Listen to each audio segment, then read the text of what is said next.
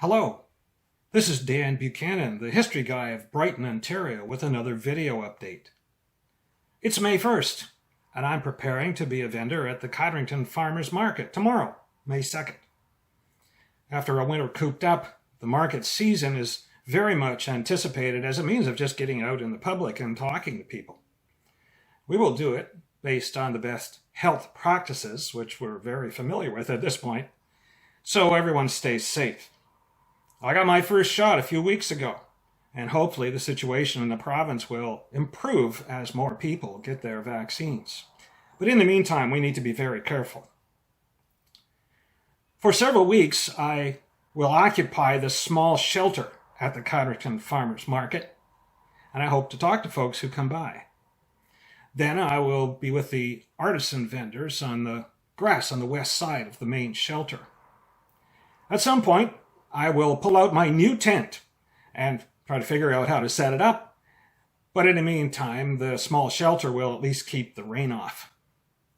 My plan is to attend Codrington Farmers Market every Sunday this season. And I hope to attend the Trenton Market on selected Saturdays, as well as Coburg and maybe a few others.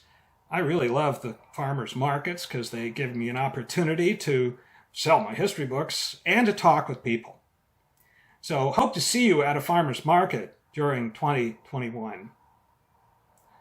Over the last few months, I've been guest speaker at several virtual meetings. On March 22nd, I spoke to around 170 members of the Ontario Genealogy Society Toronto branch and told them the Speedy story. Just a few days before that, I was guest speaker for a combined in-person and Zoom meeting hosted by the Provost Club of Presqu'île. Well, that was interesting. And aside from a few technical issues, it went off very well.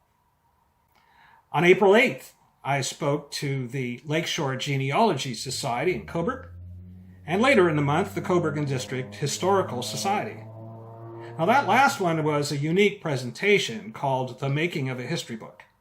It focused on the research and development of the book rather than just the main story of the Speedy, which was also covered. You can see a video recording of that meeting on the videos page on my website. So check that out as a unique approach to the Speedy story and a very lively question period. At my events, people have often asked me what's the situation with the remains of the Speedy there on Dobbs Bank, based on the research Ed Burt did back in the early 1990s. Well, I can't say much at this point, but let's leave it at this. The Speedy book has already done its job. My main objective in writing this book was to motivate the right people in the right places to take a second look at Ed Burt's research and to possibly plan for some archaeology work on Dobbs Bank. Well, it's very early, but we have generated some interest. Now we wait. Well, I want to thank everyone for supporting my history work, and especially the Speedy book recently. I want to thank Lighthouse Books of Brighton for maintaining a rock-solid presence in the community during the pandemic. Yes, we have our virtual world, and we're all getting used to the tools, but it will be so great when we can just get out there in public and gather with people and just talk. Well, thanks so much for your support, and I hope to see you soon.